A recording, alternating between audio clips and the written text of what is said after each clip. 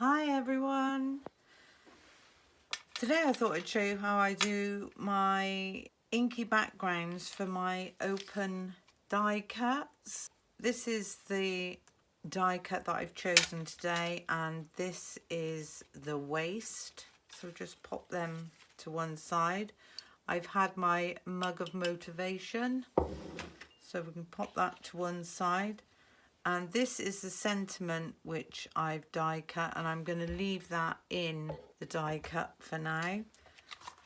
And this is all from the Creative Expressions by Sue Wilson. So that's what we're using today. We're just going to pop this to one side, leaving the letters within the die. I'm going to take in another piece of the cream cardstock, and I'm going to lay my waist onto the cardstock. Now, to avoid wasting cardstock, I'm just going to put this up in the corner. I'm going to move that also. I'm going to want to tape this down with some low tack tape. I'm also going to tape this to my glass mat at the top so that it doesn't move. I'm not worried about the bits in the middle that aren't taped down. This is not supposed to look perfect. It's supposed to look artistic. So decide on what colour oxides or distress inks or prism inks, whatever inks it is that you use. And I thought I'd go with the warm lipstick, the sponge sugar and the crushed olive. I'm going to use the crushed olive for my leaves. I just hold my image down. You could, if you wanted to, reposition or spray on the back of your cardstock, but I do it this way. And I'm just going to pick out a few of the leaves. So just hold in the card where I want it to be. It doesn't matter if you go over the edges slightly.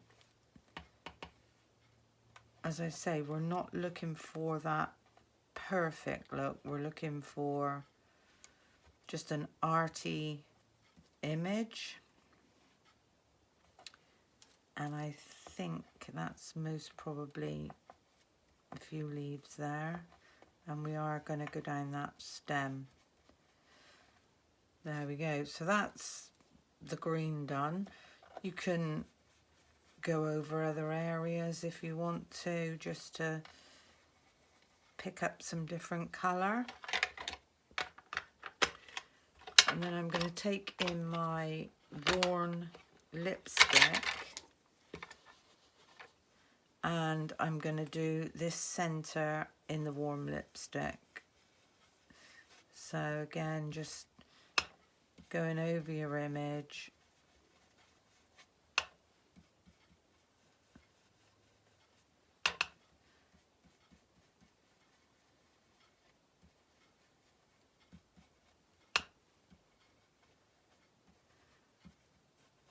Like so. And with these two flowers, I thought I would use the sponge sugar. So again, just holding down.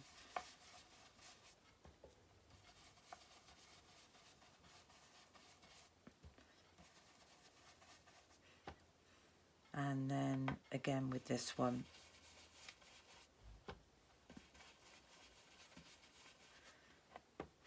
I'm going to go in these little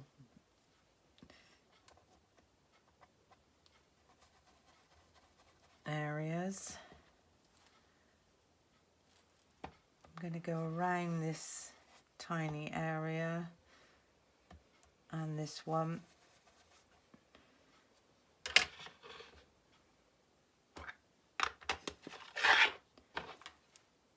And then the bottom, I thought I would do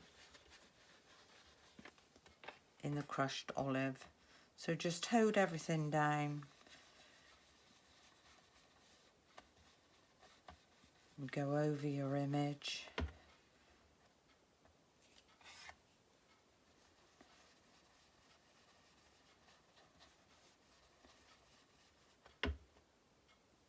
it really doesn't matter if it overlaps. We want it to overlap because this is what gives you your unique colours. And there we go.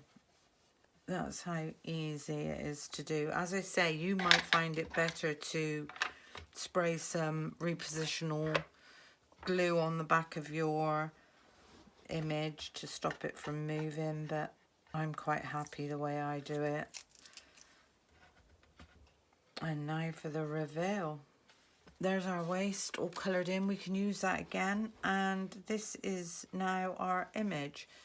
So what I'm going to do now is just give this a flick of water. So I like to put a puddle in my hand and just give that a few flicks, and that just adds a little more interest to the oxides. Go over the top and give that a rub out. So there's our background image for our card. And now we're going to work on our sentiment. So we left our sentiment within the die cut. And all I'm going to do is, from the ink that's on my brushes, I'm just going to go over the back of the die cut, alternating colours. And then when we pop these out, the different colours, when we pop these on our sentiment, we've got the corresponding colours with the background. Just going to put them to one side. I'm going to take in another piece of cardstock. Now this is a slightly darker cream colour, which is what I wanted. And I'm going to, this is an A4. So A4 usually measures 11 3/4, which it does. So if we do 11 3/4 by, I'm going to do this by 6. So in theory, it's a 6 by 6. So I'm going to take in my scoreboard, and I'm going to score my piece of cardstock at 5 and 1, 2, 3, 4, 5, 6, 5 and 7/8. So give that a nice score at 5 and 7/8. Back to one side. Now the biggest mistake people make is they then just fold their card over. What you need to do is fold your card over and fold it back on itself. And this way you get a much sharper score line. Our next layer, which we're going to put onto the card, is 5 3/4 by 5 and 4/8 by 5 and 10/8. And then our topper piece is 5 and 5/8 by 5 and 6/8. So it's all funny sizes. The rule of thumb really is that you drop down roughly every 1/4 inch, but I don't tend to stick to the rules. I tend to do my own thing. A little tip for you: when you cut your cardstock on your paper trimmers, sometimes you'll get this feathered edge, and I just like to go along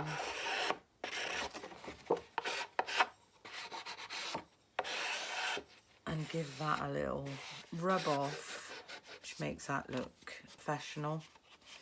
And this is just it's a glass nail file, but I've never used it as a nail file. I've always used it for my crafting.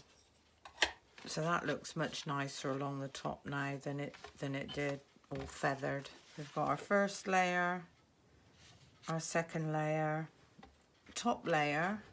We are going to adhere to first matte layer on with glue. So just make sure you get a nice bit of glue on your card. And we're going to get this nice and even. So these two are going to go on foam tape. So if you run your foam tape around the edges,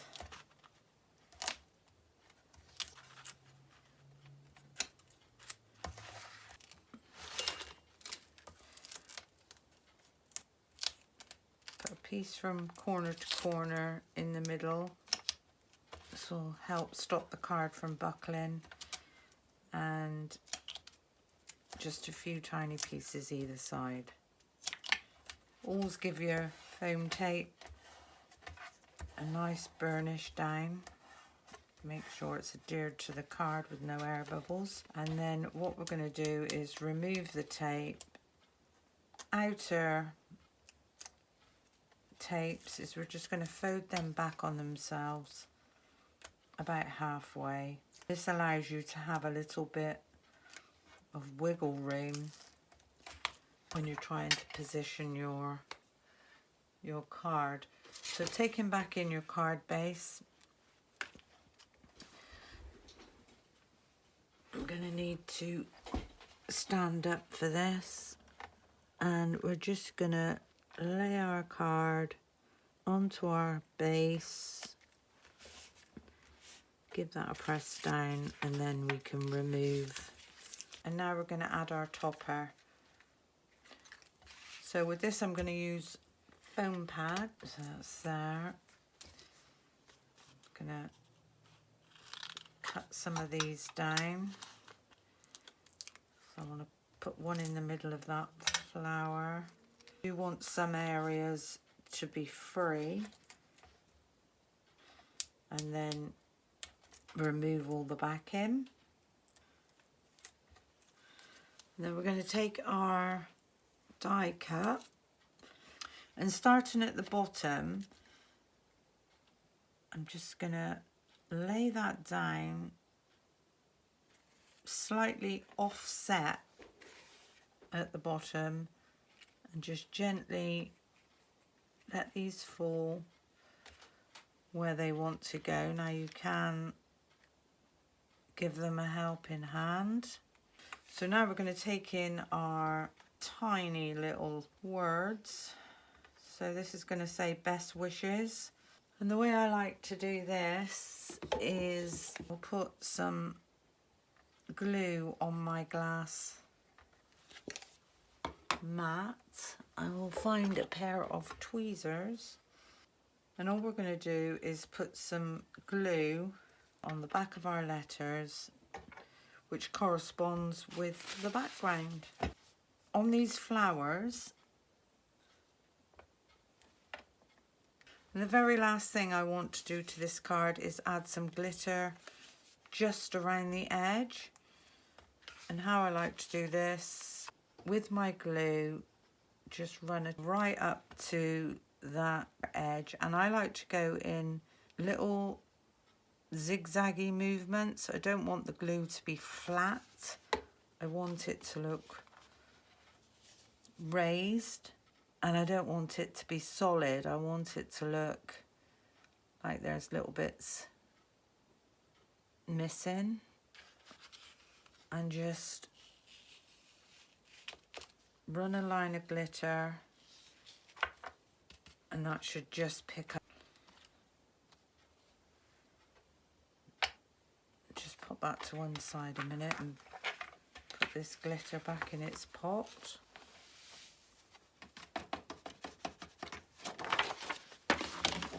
Something different.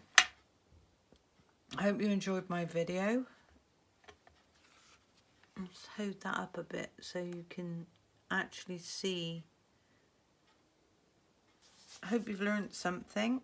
If you've got any questions, or if there's something you're not quite sure of, just give me a message. Until the next time, thank you for watching. Bye for now.